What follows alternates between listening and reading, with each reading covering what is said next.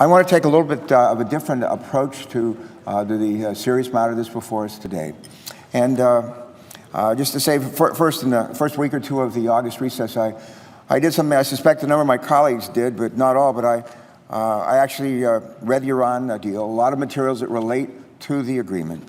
And after putting it down, my mind wandered back to another time and place. To another time and place where there was an intense effort to end years of hostility and mistrust in the Middle East.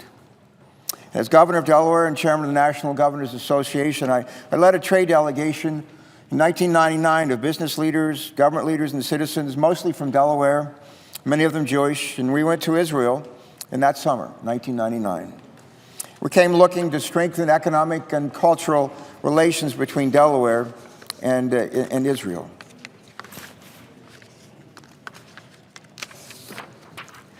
Briefed by the United States Department state officials, before departing on our mission, I also came looking for an opportunity to encourage Israeli and Palestinian leaders to seize the day and change their leadership in Israel in order to try and negotiate the two-state solution that always seemed just out of reach. Those opportunities came sooner than I ever expected. And shortly after we landed there, we were whisked off in Israel to a sprawling outdoor 4th of July celebration that was hosted by the U.S. ambassador to Israel.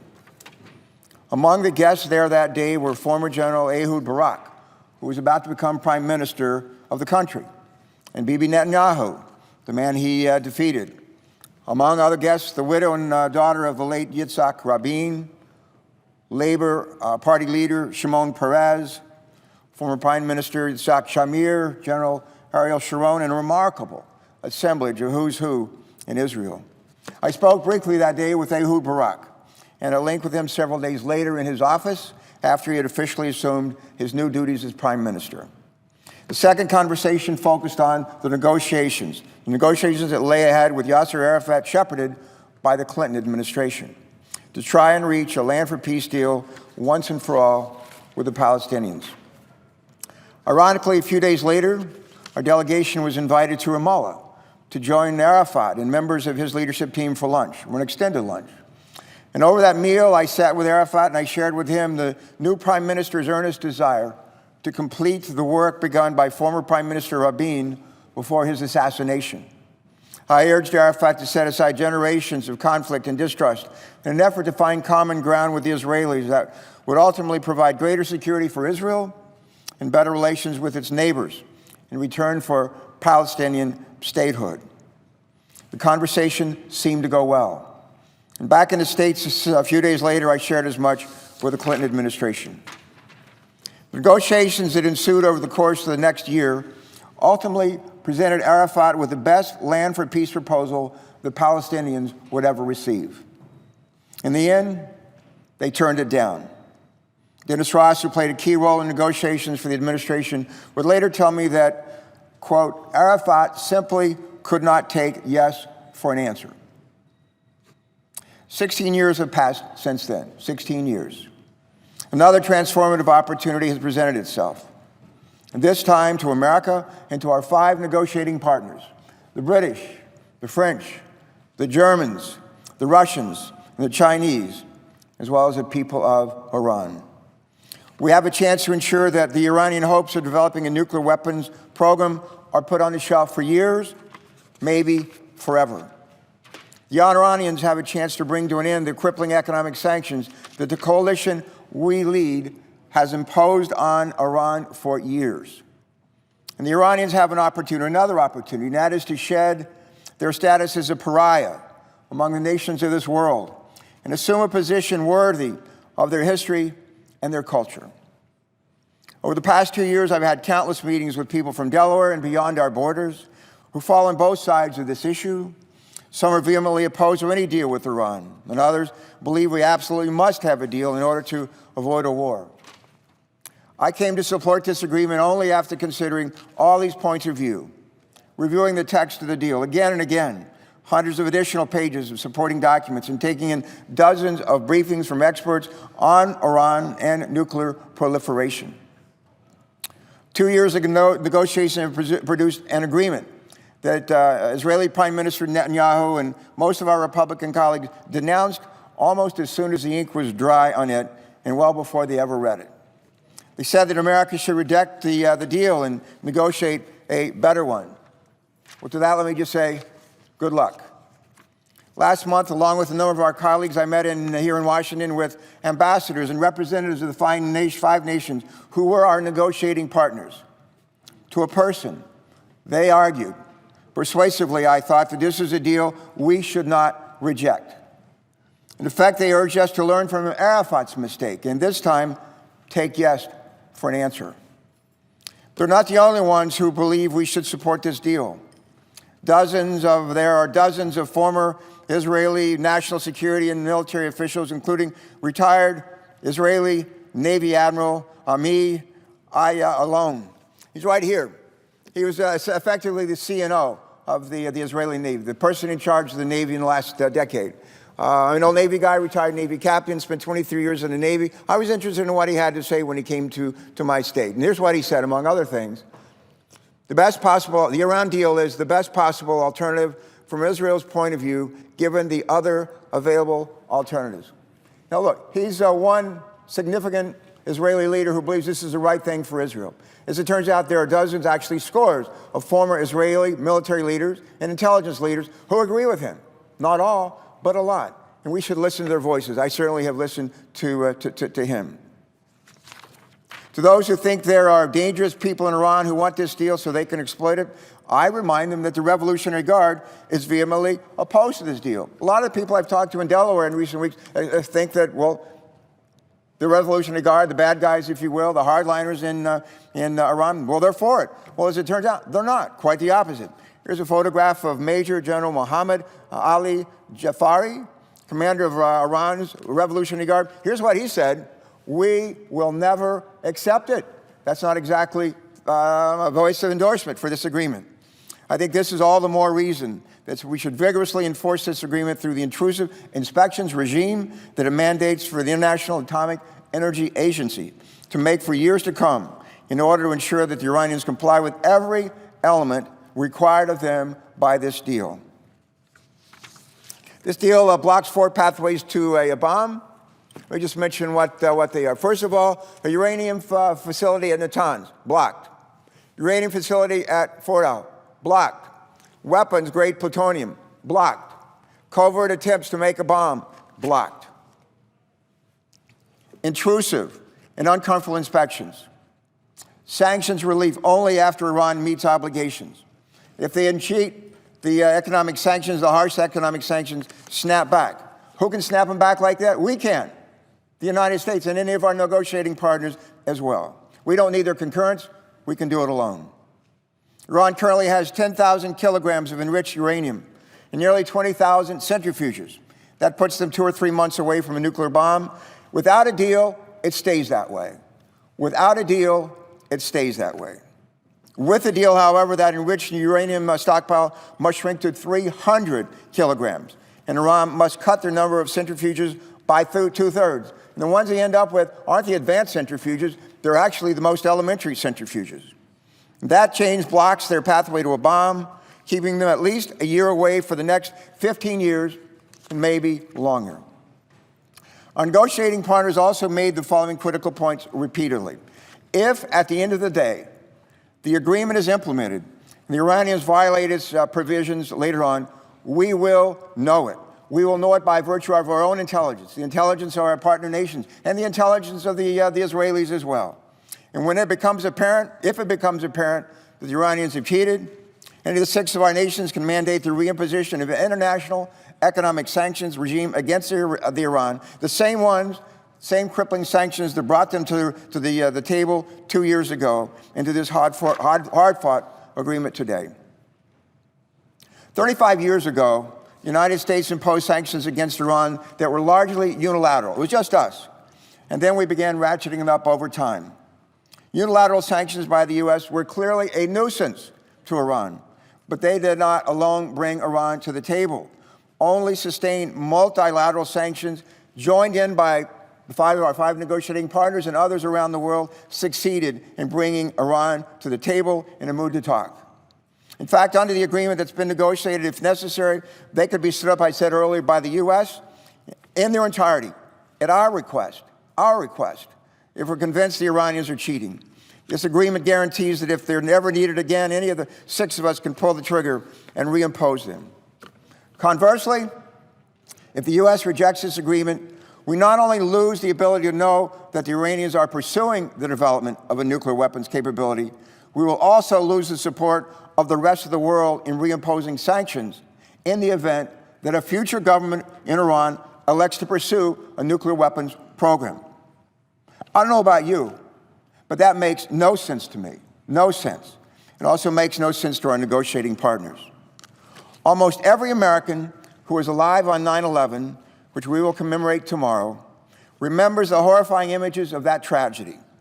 To make matters worse, we had to endure the spectacle throughout the day and night of tens of thousands of Arabs across the world taking to the streets to celebrate the death of thousands of Americans. Lost among those images, however, was a remarkable different gathering that took place in another nation. It took place in, of all places, Tehran, the capital of Iran. And there that night, thousands of Iranians gathered in a candlelight vigil in solidarity with the United States. Most Americans have no idea that ever happened. I've never forgotten it. Half dozen years later in New York City, I would meet an Iranian leader named Javad Zarif, living there with his family. He was an Iranian ambassador to the UN. We didn't have relations with him. We still don't. We don't have an exchange of ambassadors, but the Iranians have for some time had an ambassador to the UN and lives in New York City. Zarif was educated, as it turns out, in San Francisco State University. University of Delaware, not Delaware, the University of Denver as well. I remember thinking when I met him, God, he spoke flawless English. He spoke better English than I do. And he knew more about America than most Americans. I think his kids were educated here as well. Impressed later on, I'd come back to Washington, D.C., and I'd said to Zarif, I said, why don't you come down to Washington and meet some of our colleagues in the Senate? That is a chance to know you and just to have a dialogue. He said, the Bush administration, George W. Bush administration, won't let me come. They won't let me leave New York City. So I said, well, that's easy to fix. And so I then met with the Bush administration. Well, it wasn't easy to fix. And they wouldn't relax their travel ban.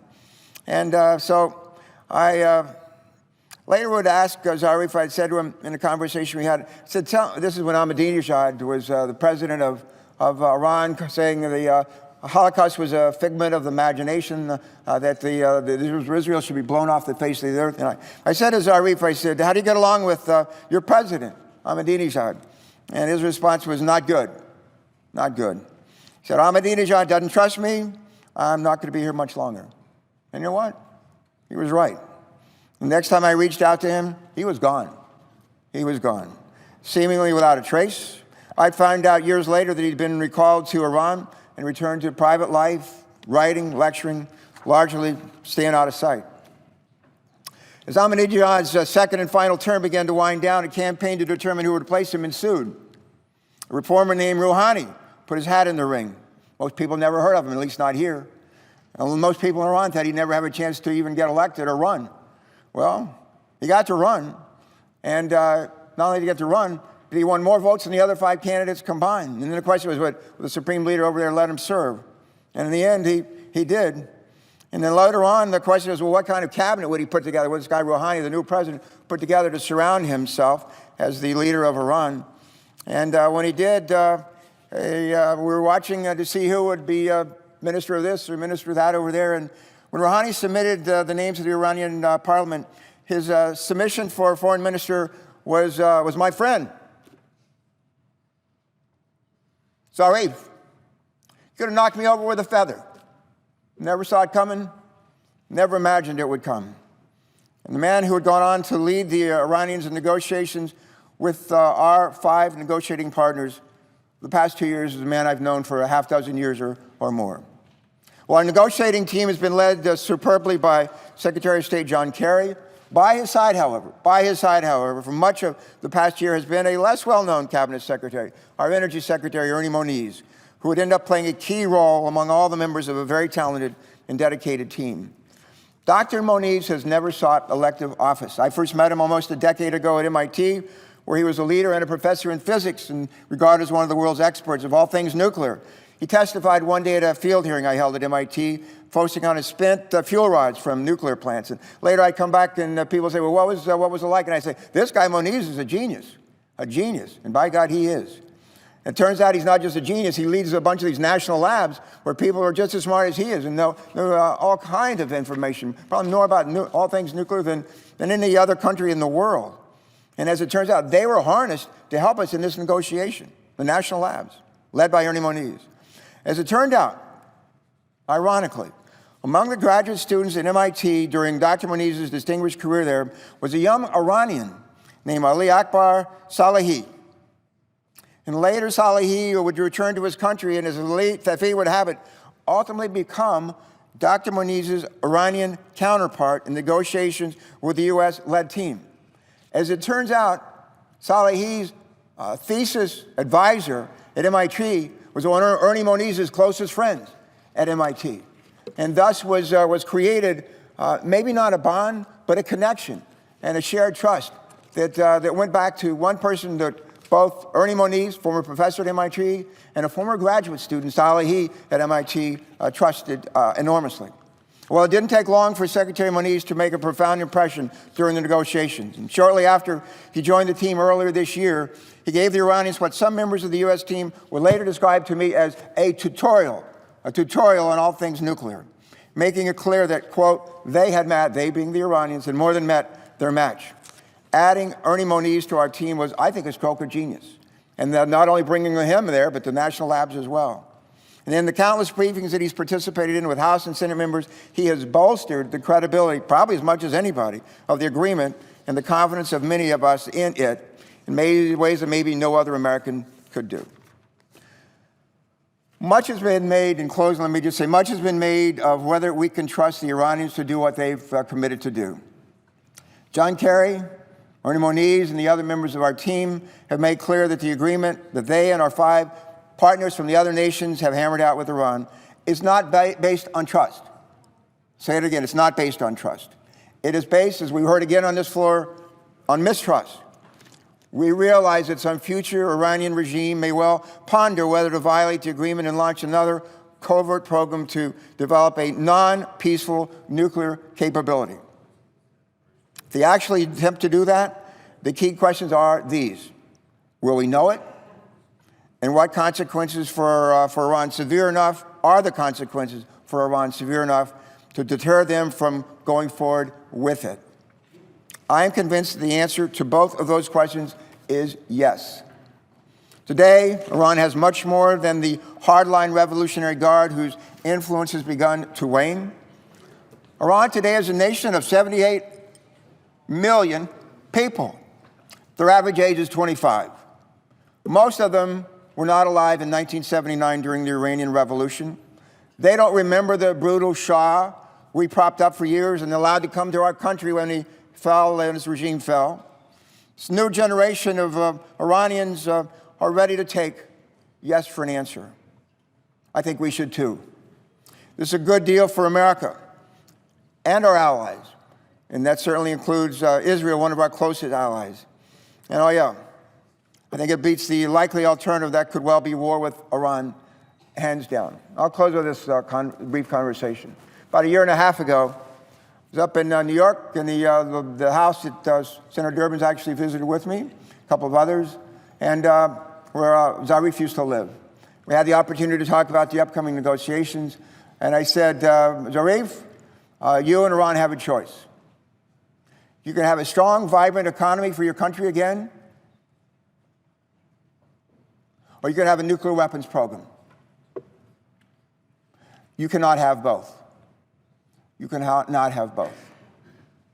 And we're not going to accept a nuclear weapons program. We have the ability to know if they cheat. If they cheat, we have the ability to put right back in place these same crippling economic sanctions. And if that doesn't do the job, we have other alternatives at our disposal. Nothing's off the table. Sometimes around here we talk about voting our fears or voting our hopes. I'm prepared to vote my hopes. I think the hopes for our nation and the Iranians as well. Thank you.